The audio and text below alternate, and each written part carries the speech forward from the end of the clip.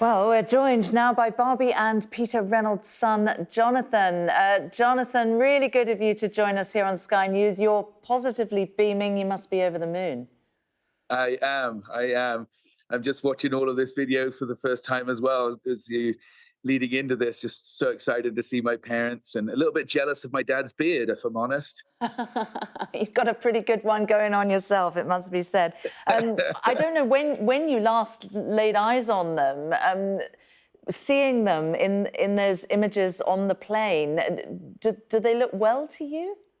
Well, they do, yeah. I probably like Deputy Director Mr. Lindsay saying that he's not a doctor. I'm like, oh, they look really well to me, which I'm just delighted about that. And they seem beaming, and I'm looking forward to put my arms around them and give them a big hug, as all of my siblings will be, I'm sure. Yeah, your mum was saying that's what she's looking forward to most, is being reunited with her children. How much contact have you had with them, if any, since the 1st of February? Oh, right in the early days, in the first few months, it was very regular, every few days. But one of my news appeal, going on to a news station and making an appeal to different governments to help. Um, they cut my phone off, so no one was allowed to. My parents weren't able to get through to me. It was just a dead line after that. So my sister in the UK, Sarah, has been in contact with them. They get 10 minutes, about 10 minutes every 2 weeks, to 10 days. But those days are over. We get to see them more regularly now, so I'm really excited about that. I mean, you must have been very, very worried about them, particularly when you're hearing reports from Faye Hall, who was detained with them, saying, you know, that she was concerned that your parents might die in prison. Yeah, I think we've always had that awareness that that is a possibility, and so that's the need for speed to get them out of there. We just any longer it would have been very detrimental to their health. And I do understand that they were, especially in their last couple of months, being cared for quite well in a shared cell together. So, but yeah, I have such a heartfelt appreciation for the Emir of Qatar, who I understand was massively significant, with some special thanks to some other diplomats from Qatar helping, and then obviously the British government for all their support along this journey. Just massively appreciative. Jonathan, were your parents ever given any explanation as to why they were being detained? No, absolutely none.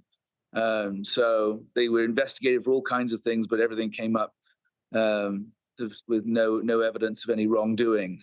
So yeah, What kind of things? What kind of things were them. they investigated for? I mean, their charity had been approved, hadn't it, by the Taliban back in 2021? I mean, some things that just seem just bizarre. You know, one of them, the original arrest, they said something about flying a drone. My parents don't own a drone. It's it's hard enough to try and get them to know how to use certain new technologies, let alone a drone. So yeah, it's bizarre things, but I think they were just people of interest, and then got caught up in a big mess of a situation, and no one knew what to do. But I don't know. I'm just happy they're home. And when did you first start to realise that they were close to being released, or has this all come quite suddenly? It's all been very sudden, and we've had lots of hope deferred moments where near the beginning that we heard just very soon now, just a few different administrative things, and we'll release them.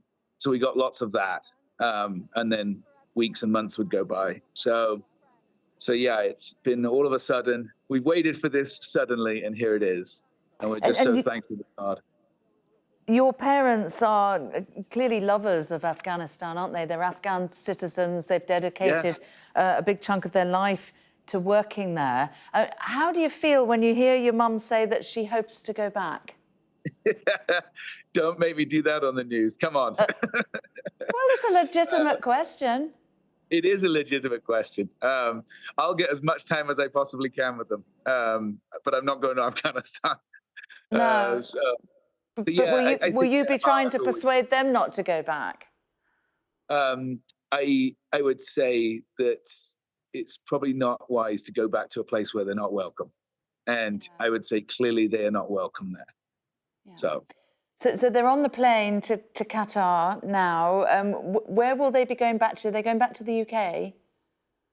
yeah, I believe so. They should be back in the UK very soon. So just getting their medical stuff sorted out and making sure they're healthy. And then they're going to have to rebuild something of their life. They're going to arrive in the UK with the clothes on their back and nothing else. They'd sold everything and all of their possessions. I mean, if just imagine that everything you own is in Afghanistan and you'll probably never get it back. Yeah, it was very striking just seeing them walking up those steps there with literally just the clothes on their back. So they will be met when they touch back on UK soil by your siblings who still live there, and then what? Well, I live in the three of their kids live in the US. So, and I'm a US citizen, and so I'll be hopping on a plane and coming over to see them, no doubt, shortly. So, I want to make sure that they're in a good headspace and being taken care of health wise before we all bombard them. So. Yeah. I mean, it's been Nearly 8 months. It's underestimating it to say that it's an ordeal that they have been through, but they're just going to have to rebuild their lives, aren't they? What do you think will be the first steps? I would imagine that knowing my mum, she's probably written a few books while she's in her mind while she's been in captivity. So I'd imagine there's some books in there, and they love training courses, and they've established a lot of courses out there that are still working well. We've heard great reports from schools across Afghanistan, even in the last month, that the programs that they set up are running really, really well. So they will probably want to continue those. I know they're halfway through a course for children with special needs, training teachers how to actually handle kids with special needs. So they're going to want to finish that course and get it out to Afghanistan. Well, Jonathan, it's been a pleasure speaking to you on what must be the happiest day that you have had for a long time today. Really appreciate you taking the time. Thank you so much.